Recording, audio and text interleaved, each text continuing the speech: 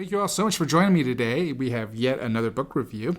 This one is on the incredible Color and Light by James Gurney.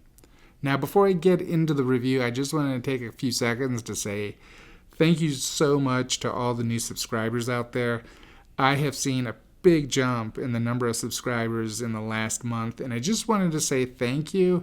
I know the number's not that big, and I have less than 100 subscribers right now, but it really does mean a lot. I thank you all. It helps me stay motivated and keep putting these videos out, so big thanks.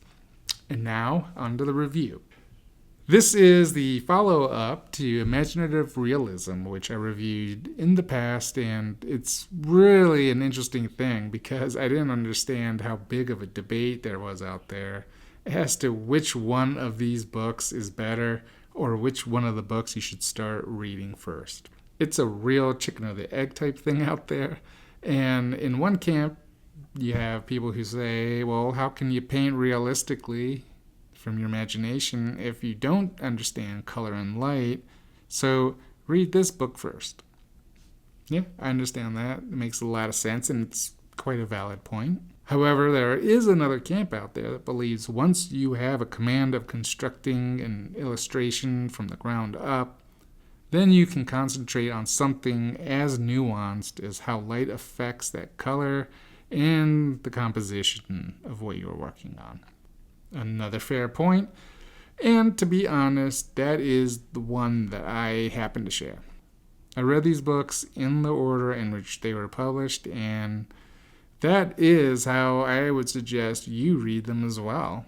To me, there's absolutely no question whatsoever that you should own both of these books. And this chapter covering sources of light is one of the most important in the book and is so good that I could see it actually being used by photographers and cinematographers. People that don't even have anything to do with painting or illustration can get a lot out of this book. Many people tend to either never understand or not put too much relevance into the color of light and how that impacts the overall color of the subject and composition. One of the things that I want to show and talk about is just how much science there really is in this book. I mean, it is fantastic. It is wall-to-wall illustrations that are all dynamite. Same time, it is tons of facts about the physics of light. The physics of light has always fascinated me, and how we interpret that light and the effect that it has on color is covered in such detail. Even if you aren't an illustrator or photographer, it really is an amazing book to own.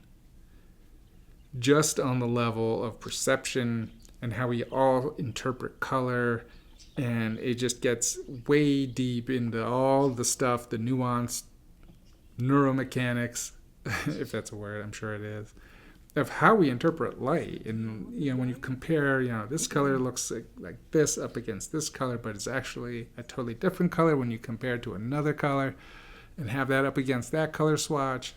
It is just absolutely fascinating. And it's just so much science. A lot of it does have to do with the brain and how you interpret things. Obviously, how you perceive them is a big, big thing as well. And ultimately, how you capture those colors. Color zones of the face is a great section that talks about just how dynamic the color shifts are in the human face due to the combination of blood flow and how close the bone is to the surface, therefore affecting how little blood goes past the skin and the bone. And there are three big sections, obviously the forehead, the middle section, and then the lower part of the face. As you can tell, the lower part of the face has a tremendous amount more skin and blood flow in muscle. Therefore, it's going to have a vastly different color than the forehead, which is just,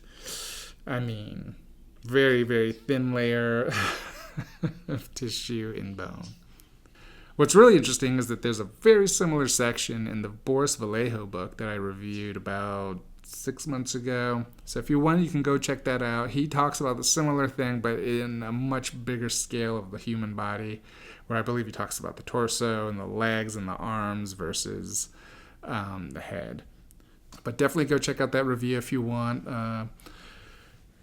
If you want another opinion on that and another sort of example that talks about just the zones of color on the human body.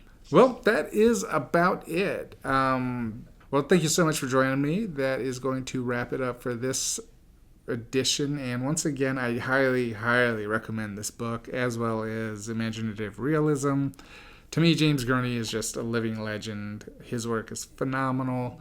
Check it out. I do believe he has one book that I think was the first thing he ever worked on, and he co-created a book on just drawing a long time ago, and I have yet to see that, but I'm very interested in getting that as well. But thank you all for joining me, and until the next time, be like water, my friends.